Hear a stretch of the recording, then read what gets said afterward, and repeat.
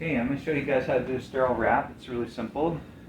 Whether you're working in a hospital setting or a clinic, major procedures, minor procedures, things have to be sterile. Your equipment has to be sterile.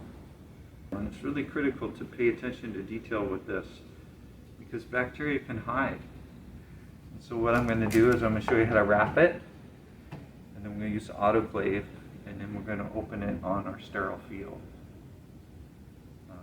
So wrapping is pretty simple. We have this material is called muslin, and I have 2 layers. I have some instruments and whatever instruments you need for whatever kind of pack that you're making. And I have an indicator strip. So the first thing is I'm going to put today's date, 4/21, and my initials on here. This indicator strip will go on the inside of the package, and this will tell us if it has reached the proper temperature and pressure. On the outside we'll use autoclave tape, and this will simply tell us that it has been autoclaved, because you don't know on the outside whether the inside is really sterile or not.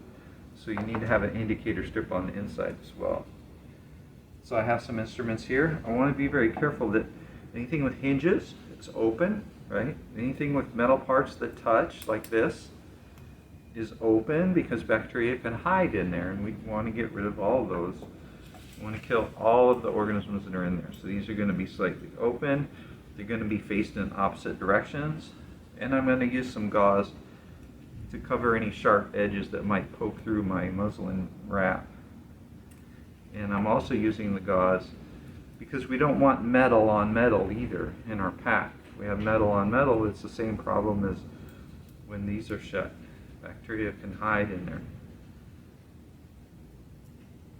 So facing opposite directions, covering any sharp edges with some gauze, and having an indicator strip in there. Okay. And the way I'm going to fold this is this side just pulls up the edge of your instruments, make a crease, fold that point down. The concept here is that you want to have a point that's pointed towards you that you can grab when you're opening it and maintain the sterile integrity of the instruments inside. So you can fold it once, like that, or you can fold it twice. If you fold it twice, it just kind of, that point kind of pops up more. So you can do that. Okay, so that's the front. Just fold now the right and left sides.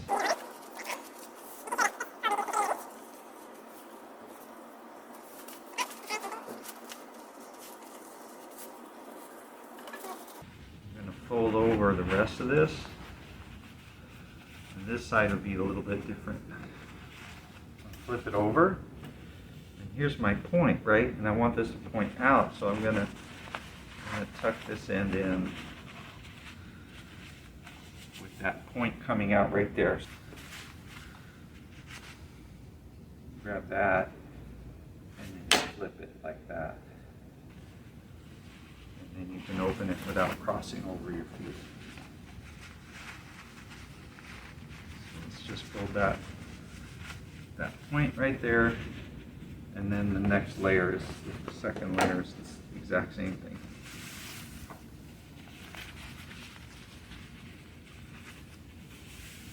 This layer, you can just do one. You don't have to have the one that pops up. Although I'll just do it this way.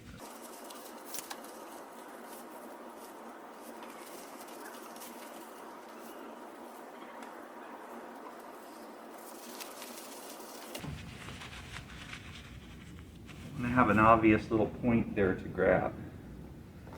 Okay, so I have some autoclave tape here. And again, my indicator on the inside is the one that it's going to indicate whether the stuff is sterile or not. This one on the outside will let me know that it has been autoclaved. I want to add here to Label and date your pack. You might have a lot of these packs and you need to know what you're looking for. Also, these packs are good for 30 days after sterilization.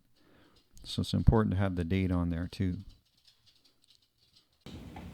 Okay, it's important to label these. You might have dozens of these and you need to know what you're getting, because when you open it, you know, everything's going to have to be sterilized again. If you open it and you get the wrong one.